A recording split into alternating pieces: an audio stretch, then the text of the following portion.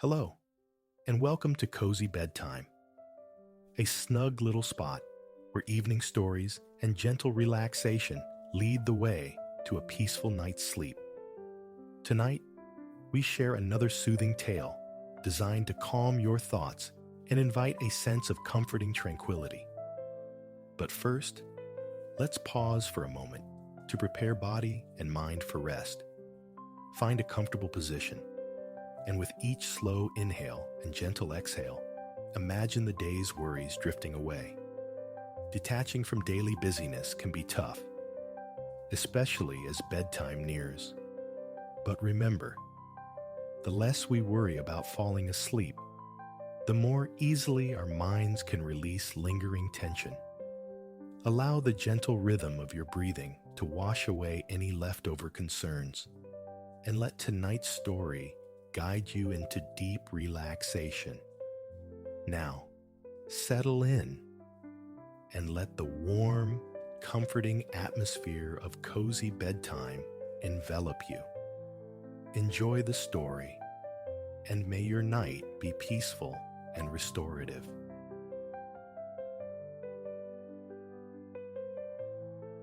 Before you stands a diminutive house, the color of sunshine, embraced by an exuberant tangle of foliage. A slender path, paved with time-smoothed cobbles, whispers an invitation towards the wooden door. Sunlight, warm and generous, spills down, striking glancing blows of light off the broad, flat leaves of garden palms. The air itself is dense, a tapestry woven from the scents of ripening fruit, damp earth, and unseen blossoms. You allow your bare feet to press into the cool give of the grass, breathing deep the mingled perfumes. Floral sweetness cut with sharp citrus, while your eyes trace the vibrant splashes of orange and pink blooms. A woman emerges, framed by the doorway of the yellow house, a smile blooming on her face. She moves with an easy grace in flip-flops, shorts, and a loosely buttoned shirt that drifts around her. She introduces herself as Solana, her voice warm like the afternoon air, explaining she will be your guide through the mysteries of cacao today. With a welcoming gesture, she ushers you inside. You leave your sandals at the threshold, stepping onto cool floorboards. Your gaze settles instantly on the square wooden table dominating the room's center. Upon it, small bowls are arranged like offerings, holding the dark promise of cacao. Whole beans, rough powder, and neat squares of finished chocolate. Shelves line the walls, laden with bars of chocolate and packets of herbal tea. A compact kitchen occupies one corner, its stove waiting patiently. Solana mentions you'll use it later, coaxing fragrance from raw beans. Beyond the main table, a smaller room gleams behind glass panels, revealing a stainless steel counter and a formidable melting pot. You both take seats at the central wooden table. Solana begins to speak, her words painting a picture of heritage, of 3 generations tending this very land, cultivating cacao. She illuminates its profound significance to the region's indigenous peoples. A fruit revered, once traded as currency, central to ceremonies both ancient and enduring. She pushes a bowl towards you. You select a single cacao bean. It rests smooth and cool in your palm, exuding an earthy aroma. Bringing it to your lips, you bite down. A profound bitterness floods your mouth, complex and surprisingly satisfying. Next, You scoop up a pinch of ground nibs, feeling their granular texture between your fingertips before tasting their rough, intense essence. Finally, a square of chocolate, already softening slightly in the ambient warmth. You place it on your tongue, resisting the urge to chew, letting it dissolve instead. A wave of flavor, rich and unequivocally sweet, washes from the tip of your tongue, coating your cheeks, sliding down your throat. Exquisite. A buoyant energy begins to thrum within you, born of the chocolate's lingering sweetness and the anticipation of discovery. Solana nods knowingly. Chocolate, she explains, offers an energy akin to coffee, yet smoother, steadier, potent but calming. Its deeper virtues, its gifts to well-being, you will learn more about soon. Rising, Solana leads you back towards the door, towards the living classroom outside. You slide your feet back into your sandals and step once more into the embrace of the warm, fragrant air. Everywhere, shades of emerald and jade are punctuated by bursts of yellow, orange, pink. Following her down a gentle slope beside the house, it seems every patch of earth yields something nourishing. Solana pauses, pulls a green-topped plant from the soil, revealing a knobbly, bulbous root. It resembles ginger, yet when she slices it open, the flesh glows a startling, vibrant orange. She hands it to you. The skin feels rough against your palm. Rolling the root between your fingers, you lift it to your nose and inhale the sharp, spicy perfume of turmeric. Handing it back, you notice a faint golden stain blooming on your skin.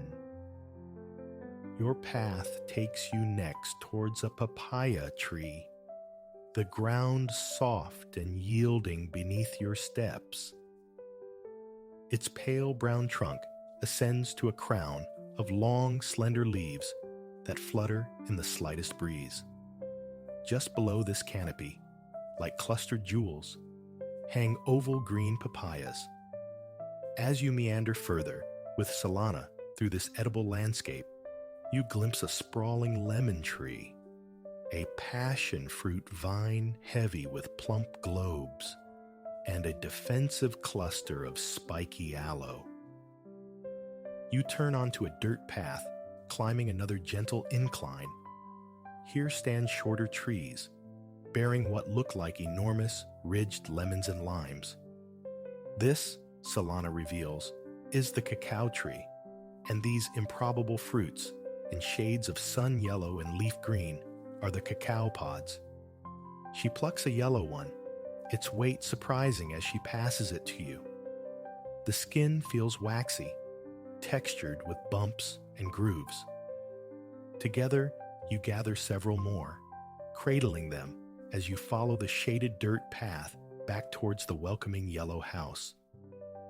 Inside, the air feels cooler, stirred by the lazy rotation of an overhead fan. The time has come to begin the transformation. Solana arranges the harvested pods on the counter. With a swift cut, she reveals the interior. Beans nestled in a startlingly white, fleshy pulp. She instructs you to taste one, but with a caveat: suck, don't bite. You place the pulp-coated bean in your mouth. It melts against your tongue, slick and sweet, the texture and delicate flavor reminiscent of lychee. Carefully, you draw the sweet flesh away, mindful not to break the precious bean beneath. Removing the now clean seed, you hold a raw cacao bean. Curiosity prompts a nibble. It yields softly, releasing an intense, unmitigated bitterness, a world away from the chocolate yet to come. You try another, this time from a yellow pod. The pulp seems a fraction sweeter, confirming the yellow hue signifies ripeness. These beans, Solana explains, still cloaked in their fruity white pulp, would typically be left to ferment under the sun's gaze for a week. During this time, the beans absorb sugars and complexities from the fruit, the foundational step in developing chocolate's signature flavor. For your lesson, however, Solana produces beans that have already undergone this crucial fermentation.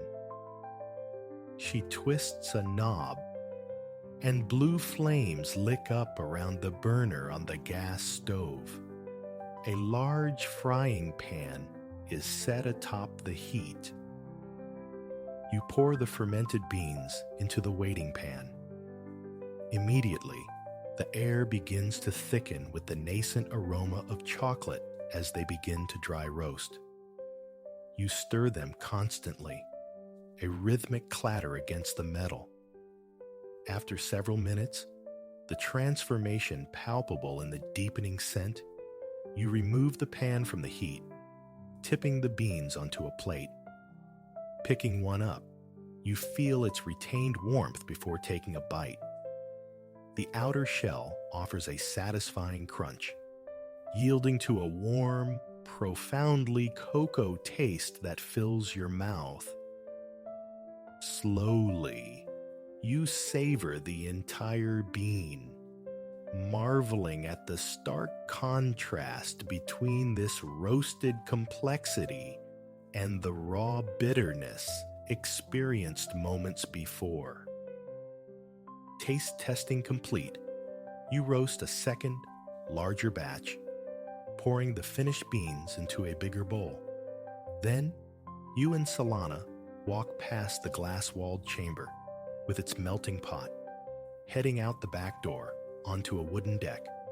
Two sturdy grinders stand ready, awaiting your freshly roasted treasure. Beyond the deck, across a stretch of grass, a long table holds numerous trays lined with broad, flat banana leaves. On these leaves lie more cacao beans, scattered loosely, caught in the slow alchemy of fermentation under the open sky. Back on the deck, you pour your roasted beans into the hopper of the first grinder. You begin turning the metal handle, a steady, circular motion. The machine groans softly, crushing the beans into smaller, irregular pieces, cacao nibs. You watch them tumble into the tray below. The very act of grinding releases a potent chocolate fragrance, stirring faint, sweet memories of childhood treats.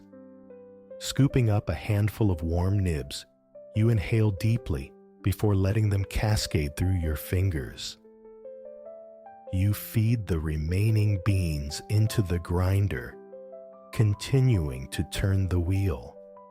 The lush backdrop of tropical plants, a serene accompaniment to your labor. Once all the beans are coarsely ground, Solana demonstrates the next step, sifting.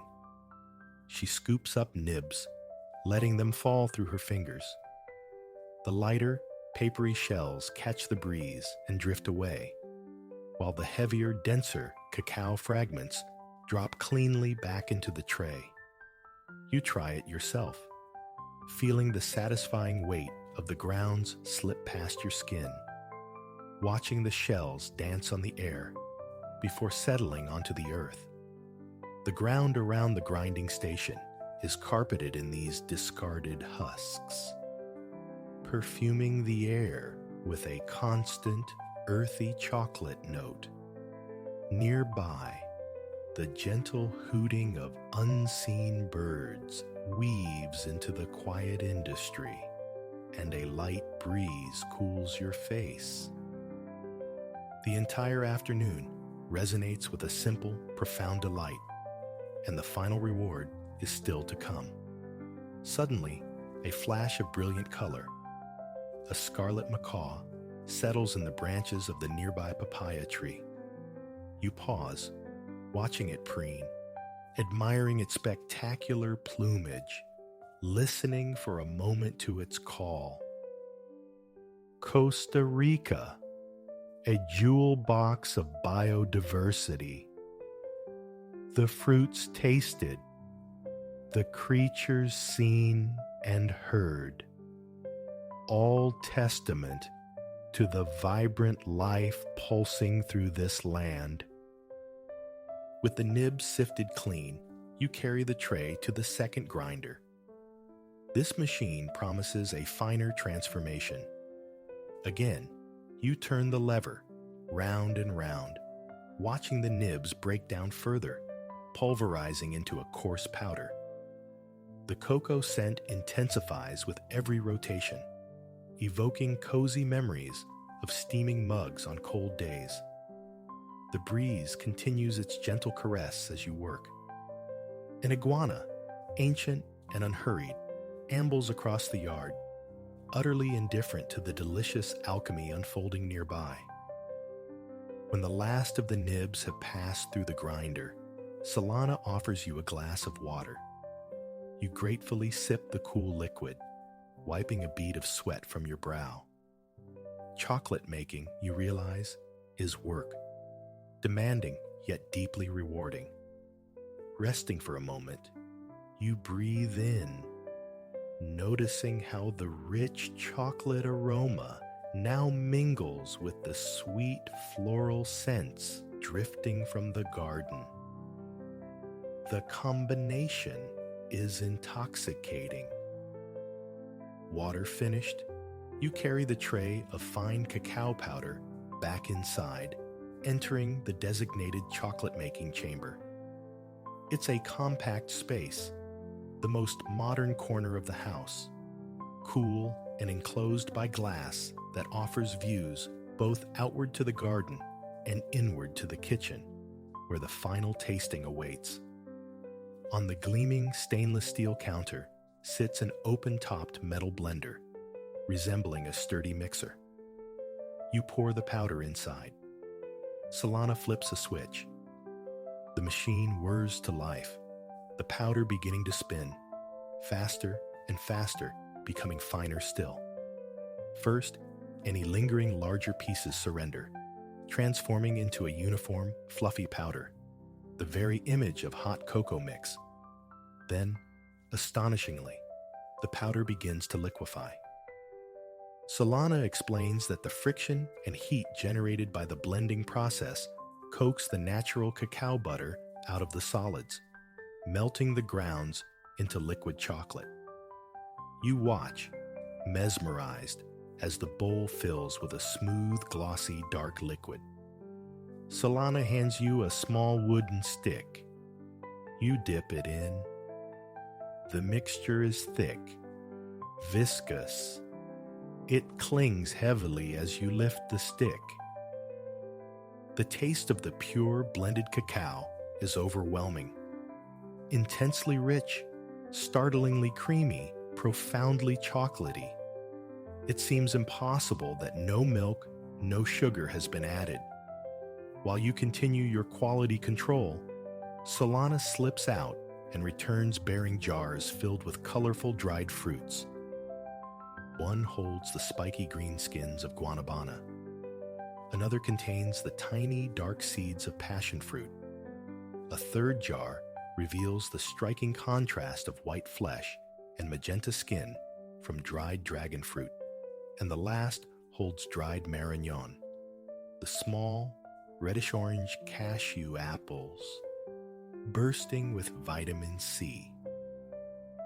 You take a moment, considering the potential pairings. Taking in the vibrant colors, you uncap the jars, inhaling the distinct aromas. Sweet, sharply citrusy, subtly tart. Your choice settles on the passion fruit. Solana swiftly grinds the dried seeds into a fine powder. Then she pours the liquid chocolate directly onto the cool stainless steel counter. It spreads outward from the initial pool, forming a perfect, ever-widening circle. Solana sprinkles the golden passion fruit powder across the surface. The sweet tart scent of the fruit instantly marries with the deep cocoa aroma, filling the small room. She hands you a short metal spatula. You begin to fold the powder into the chocolate, the mixture yielding softly, creamily under the tool. Once thoroughly combined, you carefully guide the flavored chocolate into a heart-shaped silicone mold. Solana whisks it away to the freezer. You lick the spatula clean, savoring the blend. The passion fruit, with its bright tanginess, cuts beautifully through the creamy bitterness of the pure cacao. Perfect harmony. You carry the mixing bowl back out to the main room, settling once more at the wooden table. Solana joins you, and together, using wooden sticks, you scrape every last vestige of the delicious chocolate from the bowl's sides. You marvel aloud at the unique, captivating flavor of the cacao at each stage of its journey. It's easy to understand now why it was held in such esteem. Truly a food fit for gods. And because it is such a revered substance, not a drop should be wasted. Solana smiles, sharing the impromptu snack, and speaks of raw chocolate's gifts. Sustained energy, stress relief, even potential benefits for the heart. She mentions, too, the medicinal properties of many plants grown right here on the farm, aiding digestion, boosting immunity, enhancing mental clarity. Given the contented grin spreading across your face, fueled by unprocessed chocolate, her words resonate with truth. You chat easily as you wait for the molded chocolate to harden, becoming more attuned to the house itself, the subtle creaks and whispers of the old wood. In what seems like only moments, your chocolate hearts are ready. Solana retrieves the tray, popping the shapes out onto a plate. You pick one up. It feels cool and firm in your hand. But warmth begins to bloom on your fingertips, urging you to taste. You place the heart in your mouth, letting it rest on your tongue, allowing it to melt slowly. Solidified, the flavors seem even more focused, more intense. You mention this to Solana, who nods, adding that mixing the liquid chocolate with warm milk creates a sublime hot cocoa. Taking slow bites now, the flavor detonates in your mouth. The slight bitterness of the cacao perfectly balanced by its inherent creaminess. The passion fruit adding sparks of sweet tart brightness. The delight is amplified by the knowledge that every component originated right here, nurtured by this soil, this sun, and the satisfaction of having participated in its creation lends an extra layer of sweetness. While you eat, Solana prepares a pot of herbal tea. It's made from guanabana leaves, also grown on the property, she explains. A potent antioxidant, traditionally used for healing, still valued today. The tea arrives, warm and fragrant. It tastes smooth, subtly bittersweet. A perfect counterpoint to the rich chocolate. As you sip the tea and finish the last of the chocolate hearts, laughter and stories flow easily between you and your guide. Solana shares memories of her childhood amidst the Costa Rican rainforest, of learning the art of chocolate from her elders. You, in turn, offer glimpses of your own life, your favorite flavors from home. Outside, the sun begins its slow descent, painting the sky in hues of fire and rose. When you take the final bite of chocolate, your mouth curves into an involuntary smile at the deeply soothing taste. You savor it, letting it soften on your tongue before chewing slowly, feeling the flavor permeate not just your palate, but your entire being. Utterly heavenly. Smile lingering. You carry the rest of your tea outside. The warmth of the mug seeps into your hands as you step back into the rich soundscape of Costa Rica. Somewhere in the deepening green, howler monkeys engage in their raucous, distant chorus, leaping through the canopy. Two birds, impossibly bright, trill a melody nearby as the lowering sun catches the varied shapes of leaves, making them glitter like emeralds. The tea's gentle warmth spreads through you, inducing a profound sense of relaxation, of being perfectly placed in this magical setting. The sunset imbues everything with a soft, rosy luminescence. The earth holding the turmeric, the reaching branches of the papaya and lemon trees. A wave of gratitude washes over you for the chance to witness this place, this process, and especially for the taste of the chocolate earned and understood. Letting the sights, sounds, and lingering flavors envelop you, a deeper calm settles in, a pleasant weariness that hints at peaceful sleep, cradled by the nocturnal symphony of the Costa Rican rainforest. A slow surfacing into consciousness, heralded by the gentle percussion of rain against the window pane. A sound profoundly calming. You linger in that liminal space between sleep and waking, eyes shut, savoring the sensation. Warmth envelops the air, yet a cool current. A gift from the electric fan oscillating towards the bed kisses your skin, maintaining a perfect equilibrium. A soft yawn escapes as your eyes flutter open, adjusting to the tender light of early morning. Dawn is breaking, painting the sky outside hues of pearl and rose, visible through the slight parting in the curtains you left last night, their fabric now dancing in the fan's breeze.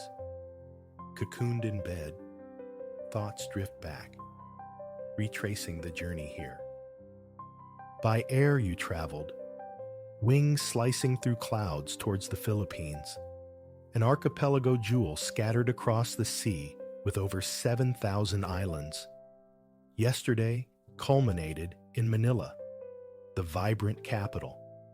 Remarkably, the passage from airport to lodging unfolded with surprising ease. Instructions from Mateo, your arranged driver, guided you simply.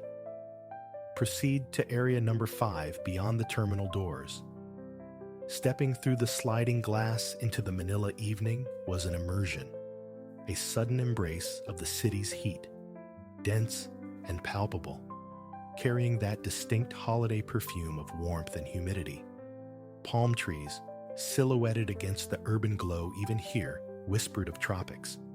A thrill, sharp and bright, coursed through you.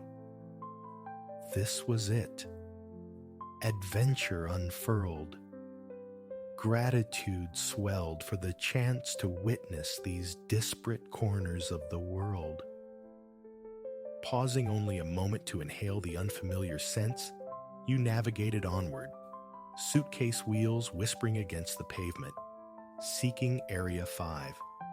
It materialized without trouble.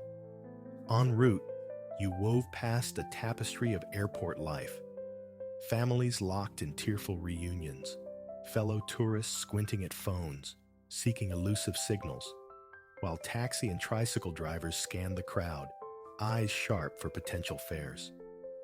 There stood Matteo, holding a simple card bearing your name, Ilera.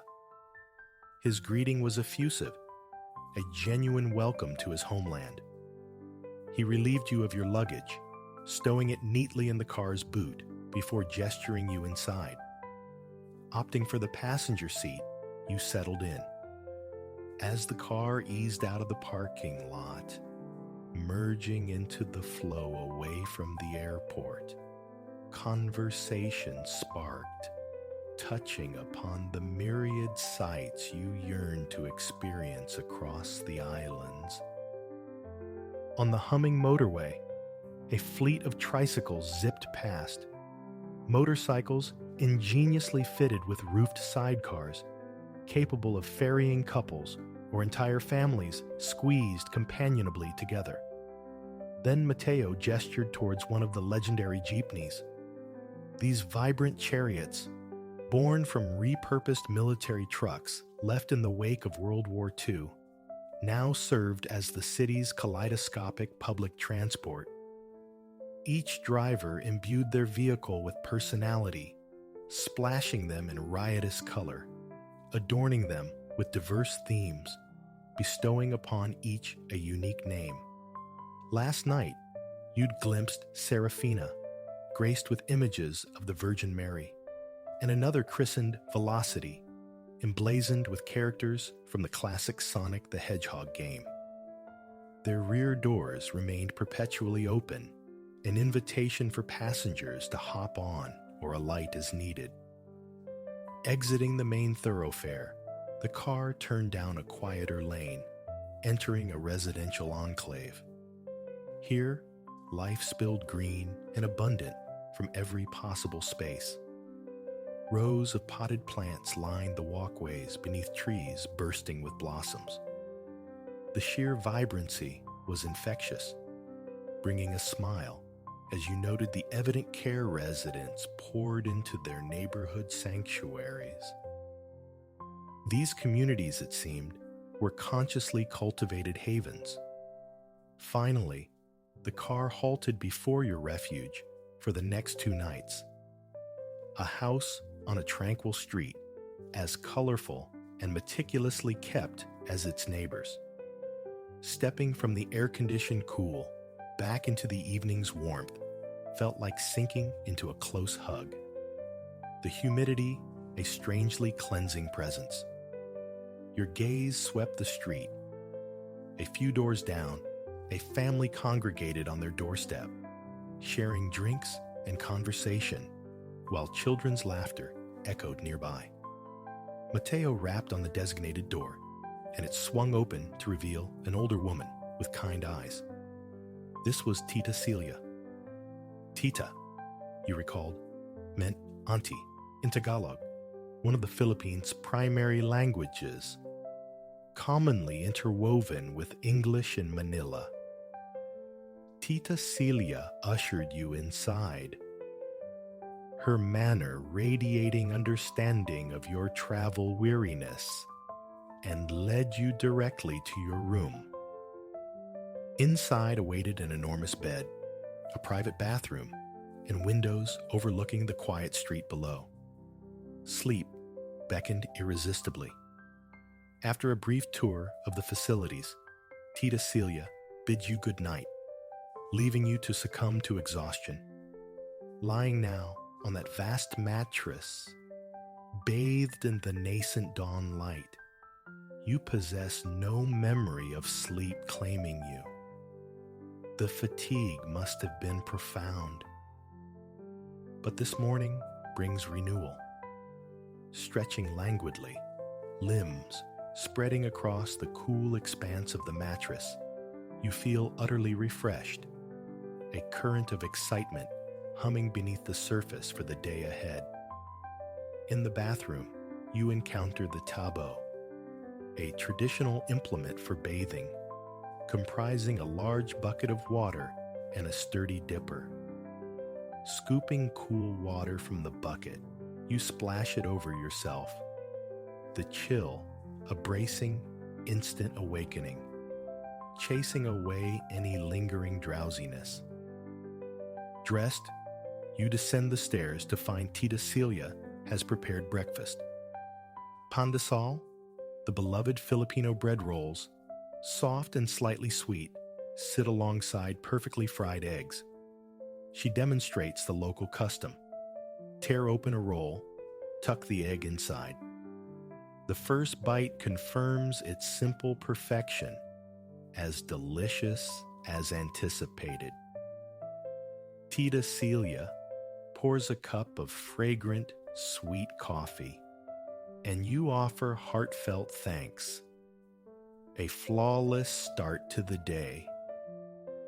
Tita Celia opens the wide front doors, blurring the line between indoors and out, allowing you to sit in the shaded comfort of the house while observing the world awaken. The earlier rain has vanished, replaced by a brilliant sun climbing a sky scrubbed clean of clouds. From this vantage point, the city's morning rhythm unfolds. Tricycles putter past, their drivers offering friendly waves. Women, young and old, diligently sweep the pavement before their homes. Street vendors ambulate by, their calls melodic announcements of their wares: eggs, vegetables, ice cream. One vendor hawks taho, a warm, sweet concoction of silken tofu, syrup, and sago pearls. At Tita Celia's gentle urging, you approach him. For 8 pesos, he ladles the steaming, sweet mixture into a small cup. He watches, expectant, as you take a tentative sip. The silken tofu glides down, warm and comforting, a unique sweetness unlike anything tasted before. Delicious. You thank the vendor, whose face breaks into a pleased smile. Then you watch him continue his progress down the street, his cry of "Tahoe" echoing through the neighborhood. Breakfast concluded, the desire to explore Manila takes hold. Waving goodbye to Tita Celia, you set off, following the path the Tahoe vendor had taken. Along the way, residents pause their morning routines to offer greetings, asking warmly about your origins. Advice flows freely. Visit the world's oldest Chinatown. Explore the nearby vintage market. Seek out the many beautiful churches. Someone suggests taking a jeepney to one of the major museums. An excellent plan crystallizes. Kind strangers point you towards the correct jeepney stop. Soon, a brightly painted vehicle approaches, the museum's name displayed clearly on a card in its windscreen. You extend your hand, a silent request, and the driver pulls smoothly to the curb. Climbing through the open back, you find the other passengers shifting obligingly on the long benches lining either side, making space. Counting out the correct fare, you pass it to the person beside you, initiating a chain that delivers the coins efficiently to the driver up front. The jeepney rumbles through bustling streets, teeming with markets, shops, stalls, and a constant stream of people, a visual feast. The journey seems astonishingly brief. Before you know it, the jeepney halts directly outside the museum, and you disembark. The building looms, vast and white, its entrance flanked by imposing columns. Stepping inside is like entering a sanctuary of cool, still air. Various sections beckon, but today, the Museum of Fine Arts calls to you. It is immense. Gallery after gallery unfolds, perhaps 30 in all, showcasing works by 19th century Filipino masters alongside creations by contemporary painters, sculptors, and printmakers. Here resides some of the most captivating art you've ever encountered. You pause before one particular painting, arrested by its colors, its narrative depth. A large-scale canvas, teeming with detail, it chronicles the tapestry of life in the provincial Philippines.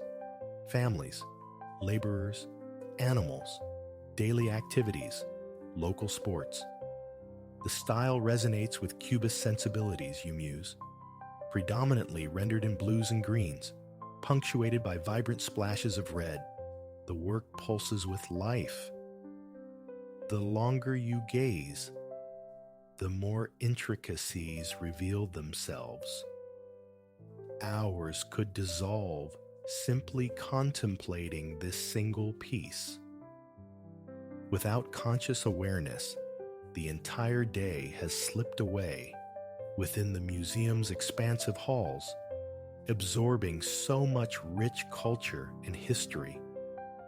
It feels almost like traversing the entire country without leaving Manila, though nothing truly compares to the sensory immersion of being there, experiencing the sounds, the smells, meeting the people firsthand.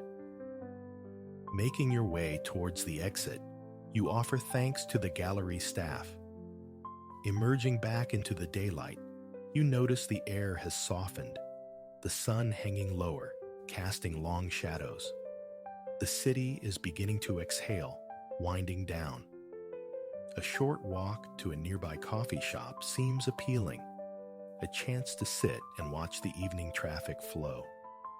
You find a small establishment with a single table outside. Settling in, you're soon presented with a menu listing coffees sourced from different provinces. Palawan catches your eye, your next destination. You decide to taste it in anticipation. When Rico, the waiter, returns with a steaming cup of rich, dark coffee, you inquire about the tricycles. He confirms you absolutely must experience a ride before leaving Manila, though he cautions they have range limitations. You might need to alight near your destination and walk the final stretch. That sounds perfectly manageable. For now, contentment lies in simply sitting here. The evening air is balmy, each passing moment offering a new vignette of city life. The Palawan coffee is superb. Rico has also brought a small plate of hopia, petite, sweet pastries filled with bean paste, his personal favorite snack. They are an exquisite complement to the coffee. You thank him sincerely, shaking his hand before departing. He waves you off with warm wishes for the remainder of your journey. Strolling down the street, it isn't long before a tricycle approaches. You flag it down, and the driver pulls over. After confirming Tita Celia's address, he nods, explaining he can drop you just around the corner. He offers a choice: the sidecar or the seat behind him on the motorcycle. The sidecar appeals. Small, intimate, open to the passing world. And then you are off, whizzing through the streets. A delightful breeze rushes through the open sidecar. It's a swifter mode of transport than the jeepney, nimbly navigating tighter spaces and narrower lanes. Gradually, the surroundings become familiar. Recognition dawns. You recall glimpsing a large white house on the corner near Tita Celia's street the previous night, memorable for its windows adorned with curved metal railings overflowing with plants. There it is now. The driver slows, pulling to the curb. You carefully climb out, mindful of the low roof. He confirms you know your way from here before accelerating away with a cheerful wave. Birds are beginning their evening chorus as you turn down the road marked by the White House. As you walk, people seated outside their homes offer greetings. You recognize some faces from the morning, the ones who offered sightseeing suggestions and jeepney directions. They inquire about your day. You recount the museum visit, your enjoyment, and the novel experience of trying hopia. Laughter rings out as they playfully instruct you to bring some back next time. You laugh along, promising you will. Approaching Tita Celia's house, the aroma of something wonderful cooking drifts out to meet you. The front doors stand open, an invitation. You step inside, deciding to freshen up before dinner. Tita Celia calls a greeting from the kitchen. You reply, "You'll be down shortly." "Sigue." She responds easily, "Go ahead." "Sure." Standing before the basin in your bathroom, you turn the tap, letting cool water run over your hands. Lathering the soap between your palms, you work up a froth, rinsing thoroughly. Leaning over, you splash the cool water onto your face. An instant revitalization. The sensation, pure relief on warm skin. Reaching for a soft towel hanging nearby, you gently pat your face dry. Much better. Descending the stairs once more, drawn by the delicious scent, you find the table laden with a feast. A large bowl brimming with vegetables and a rich tomato-based sauce immediately captures your attention. Pinakbet, a beloved dish, served alongside fluffy white rice. As you take a seat, Tita Celia emerges from the kitchen bearing the rice bowl. She serves you generously, and you murmur thanks, spooning a healthy portion onto your plate. Next comes the pinakbet, its savory sauce cascading over the rice. Your mouth waters in anticipation. Politely, you wait for Tita Celia to serve herself before taking your first bite, wanting to share the experience. Loading your spoon with rice, sauce, and tender vegetables, you finally taste it. Perfection.